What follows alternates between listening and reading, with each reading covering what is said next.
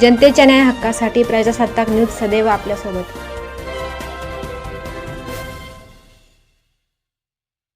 Medicover hospital Sangamner येथे baby meet उत्साहात. नव्या वर्षासाठी मातृत्व पॅकेज लॉन्चची घोषणा.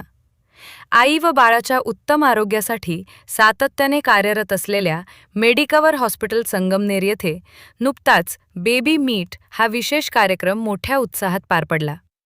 या कार्यक्रमात उपस्थित माता, पालक व नागरिकांसमोर नवीन वर्षात विशेष मातृत्व पॅकेज लॉन्च करण्याची घोषणा करण्यात आली. या बेबी मीट कार्यक्रमाचे आयोजन स्त्रीरोगतज्ञ डॉक्टर सागर कोटकर व बालरोगतज्ञ डॉक्टर स्नेहल जगताप यांच्या मार्गदर्शनाखाली करण्यात आले होते. मेडिकवर हॉस्पिटलमध्ये जन्मलेल्या बाळे व त्यांच्या मातांसाठी हा कार्यक्रम आयोजित करण्यात आला होता.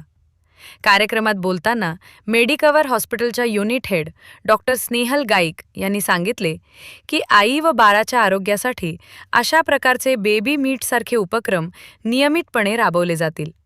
तसेच नवीन वर्षाच्या निमित्ताने संगमनेरकरांसाठी विशेष मातृत्व व कॉम्प्रिहेन्सिव्ह पॅकेज लॉन्च करण्यात येणार आहे. नव्या मातृत्व पॅकेज अंतर्गत 9 महिन्यांच्या गर्भधारणेपासून ते प्रसूती व नवजात बाळाच्या प्राथमिक काळजीपर्यंत सर्व सेवा एकाच छताखाली परवडणाऱ्या दरात उपलब्ध करून देण्यात येणार आहेत. यामध्ये स्त्रीरोग तज्ज्ञांचे सल्ले, आवश्यक तपासण्या, सोनोग्राफी, लसीकरण, आहार तज्ज्ञांचा सल्ला, नॉर्मल किंवा सिझेरियन प्रसूती तसेच बालरोग तज्ज्ञांचा सल्ला यांचा समावेश असणार आहे.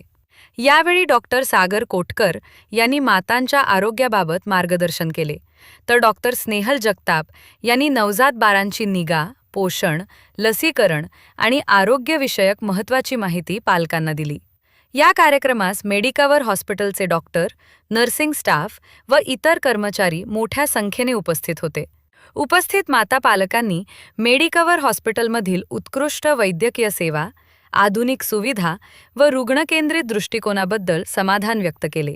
आई व बाळाच्या सुरक्षित आणि निरोगी भविष्यासाठी अशा उपक्रमांच्या माध्यमातून रुग्णांची नाते अधिक दृढ करण्याचा मानस मेडिकवर हॉस्पिटल संगमनेर प्रशासनाने व्यक्त केला आहे.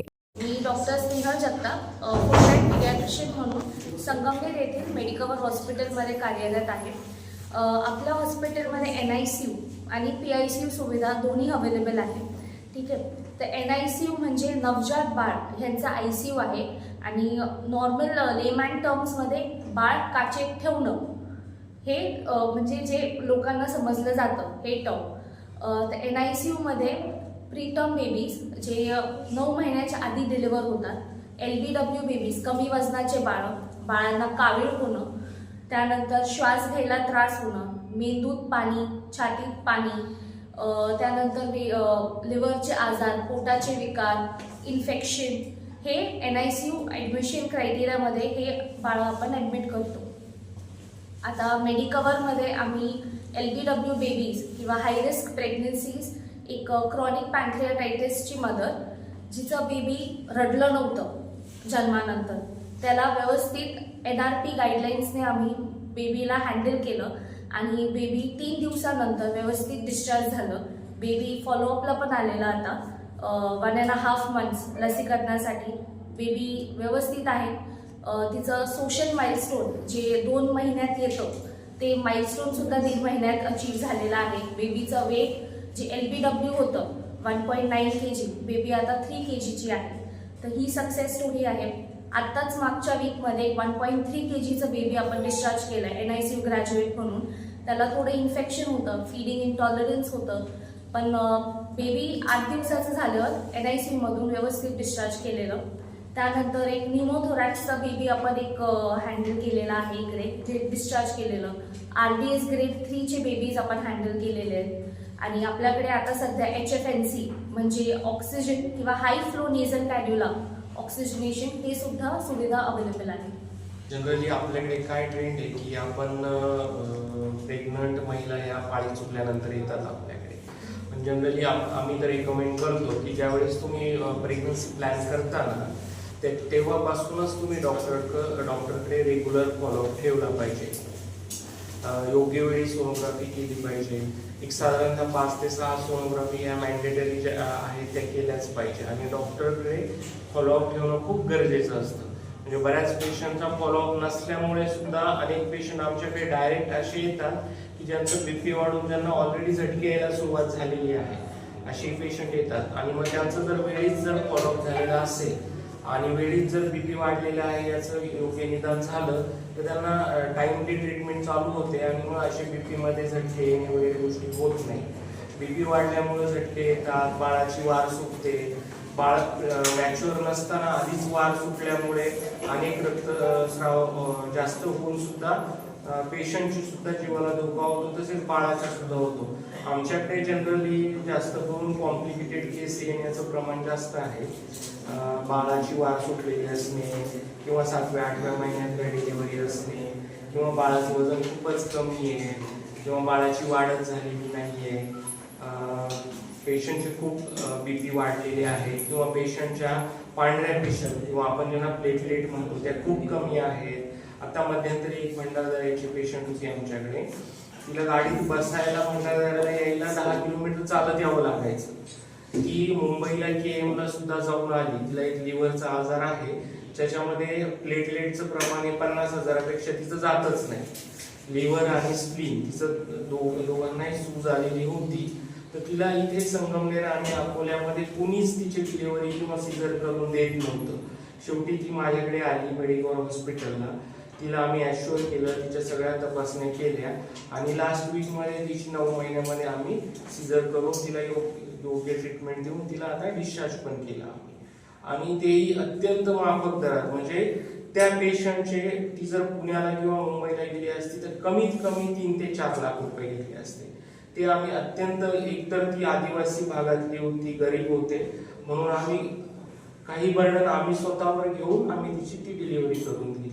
मध्यंतरी एक ट्यूब रप्चर, एक्टॉपिक प्रेग्नन्सीमध्ये ट्यूब रप्चर होते. तिचं पण एक पेशंट आली होती, तिचं एज फक्त 2 होतं. म्हणजे नॉर्मली ते 10च्या वर पाहिजे असतं, तिचं 2 होतं. म्हणजे याच्यावरून तुम्ही कल्पना करू शकता की ती एकदम भरण्याच्या दारात होती. म्हणजे अजून अर्धा तास जर ती ऑपरेट झाली नसती तर ती डेफिनेटली काहीतरी बरं वाईट झालं असतं. तशी पेशंट सुद्धा आम्ही इथे मॅनेज केली. तिला जवळजवळ 15 ते 20 बॅग लागल्या ब्लडच्या. ती पण पेशंट आम्ही ऑपरेट केली. तर मेडिकल हॉस्पिटल येथे पूर्ण वेळ अवेलेबल असतो. मी डॉक्टर सागर कोटकर, स्टेरोग विभागामध्ये 24 तास मी अवेलेबल आहे. आणि जर कुणाला काही गुंतागुंतीची शस्त्रक्रिया असेल किंवा काही प्रॉब्लेम असेल, कॉम्प्लिकेशन असतील प्रेग्नन्सी रिलेटेड, बाळा रिलेटेड, तर सर्व प्रकारच्या शस्त्रक्रिया होतात इथे.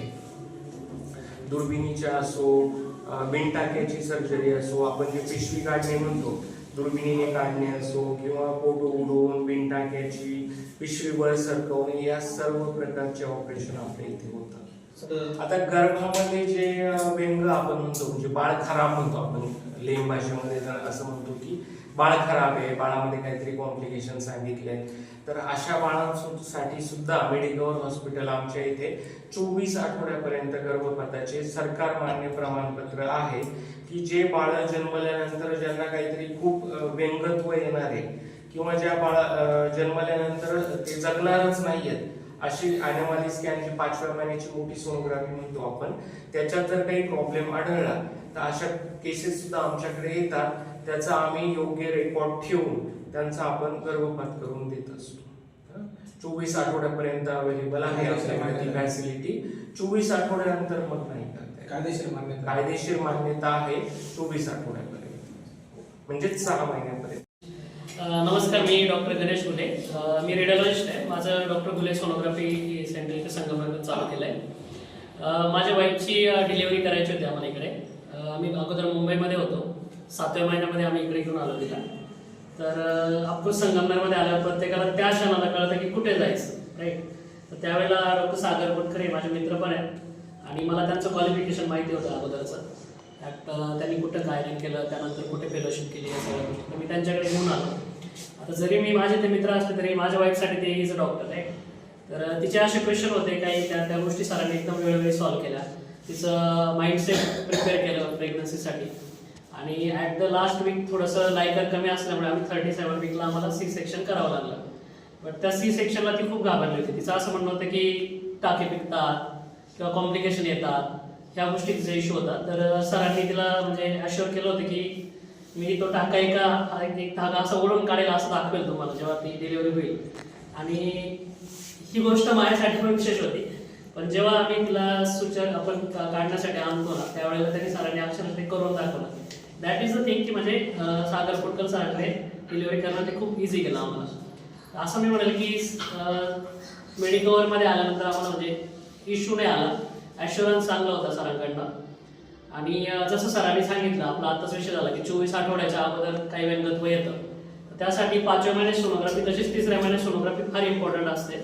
याचंही महत्त्व आपण सगळ्यांना जर पटवून दिलं, कारण आपल्याकडे मी बघितलं आल्याकडे नंतर की बरेच लोक 3ऱ्या महिन्याची 5व्या महिन्यात सोनोग्राफी टाळतात, पण त्याच्यामुळे येणारे कॉम्प्लिकेशन वाढतात. तर माझं असं म्हणणं आहे की ती सोनोग्राफी तरी कंपल्सरी सगळ्यांनी करावी. ठीक आहे. आणि थँक्यू मेडिकवर, थँक्यू सागर सर.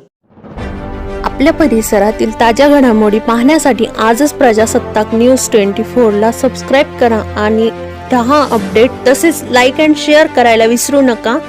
प्रजासत्ताक न्यूज सदैव आपल्यासोबत.